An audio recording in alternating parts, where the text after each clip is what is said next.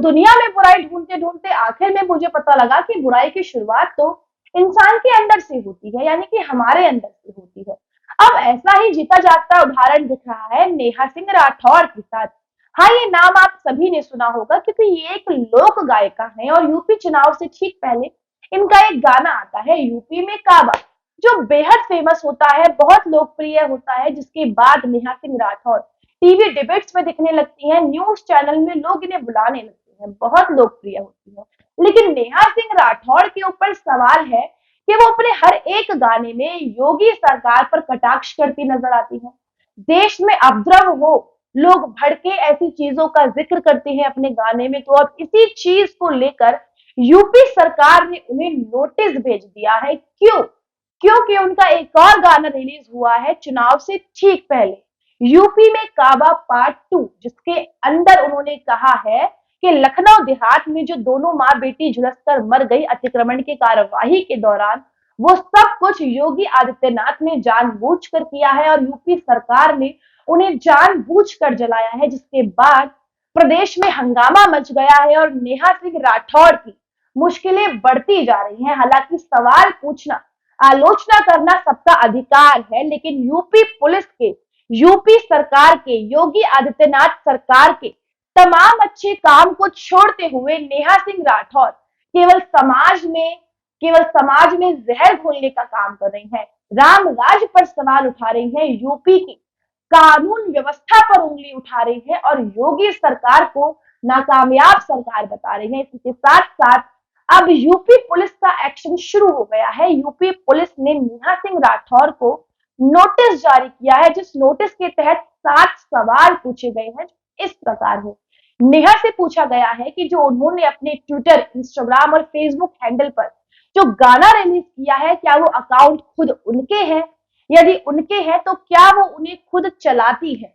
और जो गाने वहां पर रिलीज होते हैं वो किस आधार पर ये गाने लिखती है और रिलीज करती है? और ये गाने क्या उनके खुद के लिखे हुए हैं या कोई और उन्हें ये गाने लिखने के लिए कहता है? वो गाने रिलीज करने का क्या मोटिव है और उनके दिमाग में ऐसी क्या चीजें चल रही हैं जो वो ये गाने लिखती है? हालांकि जैसे ही नेहा सिंह राठौर के ऊपर नोटिस जारी हुआ, अखिलेश यादव को मौका मिल गया कटाक्ष करने का योगी सरकार के खिलाफ। इसके तहत अखिलेश यादव ने पूरी एक कविता लिख दी ट्विटर पर और योगी सरकार पर निशाना साधा, जिसके बाद दिल्ली के केजरीवाल की सरकार के मनीष सिसोदिया का भी बयान आया और कहा इस तरीके से लोक गायकों की आवाज नहीं दबा सकती है। ये समाज में सच्चाई दिखाते हैं और समाज में चल रही कुरीतियों को उभारते हैं, जिसके खिलाफ हमें एक्शन लेने चाहिए। तो हम लोक गायकों की आवाज को नहीं दबा सकते हैं। हालांकि ये हम सभी जानते हैं ये सारी चीजें किस तरीके से काम करती हैं। बीबीसी की वो डॉक्यूमेंट्री आपको याद होगी जो गुजरात दंगों के ऊपर बनी थी। तो ऐसा ही कुछ समझ लीजिए, नेहा सिंह राठौर अपने गाने किसके कहने पर लिखती हैं और किसको टारगेट करने के लिए लिखती हैं। ये विपक्ष एक तरीके से मिलकर काम करता है और काफी सारी चीजें होती हैं। हालांकि एक इंटरव्यू के दौरान नेहा सिंह राठौर से पूछा गया कि जो लखनऊ में जो घटना हुई है वो किस आधार पर अपने गाने में नेहा सिंह राठौर ने ये सारी चीजें लिखी है।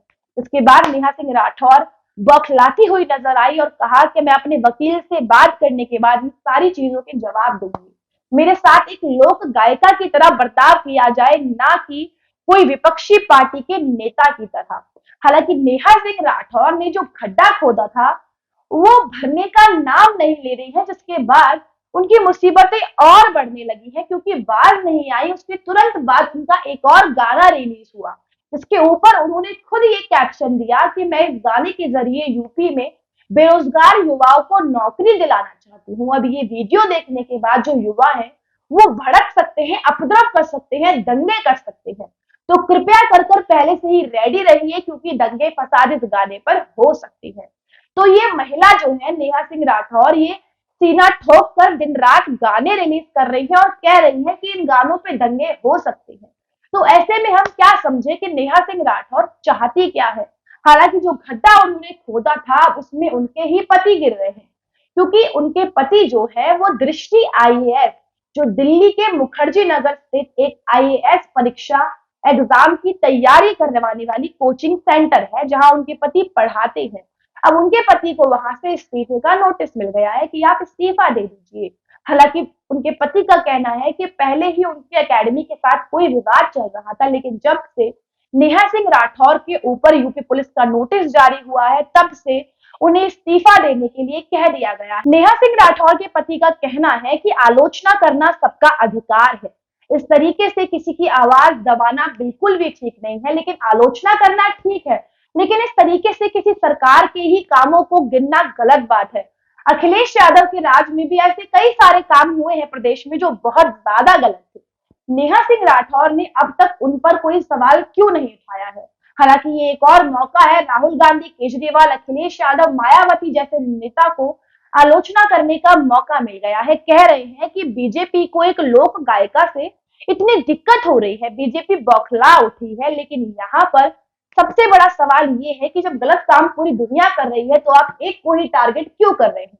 और वो एक पार्टी ऐसी है जो यूपी में निवेश करवा रही है। उसके आने के बाद यूपी में गुंडा राज खत्म हो गया है।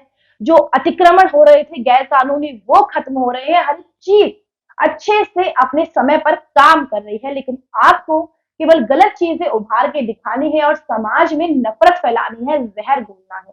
हालांकि जो गड्ढा नेहा सिंह राठौर खोदती जा रही थी वो और गहरा हो रहा है और उसमें उनके पति तो बेचारे गिर गए हैं और जल्द ही नेहा सिंह राठौर खुद ही उसी में गिरी हुई पाएंगी, क्योंकि यूपी पुलिस फुल एक्शन में है और जल्द ही नेहा सिंह राठौर सलाखों के पीछे होंगे।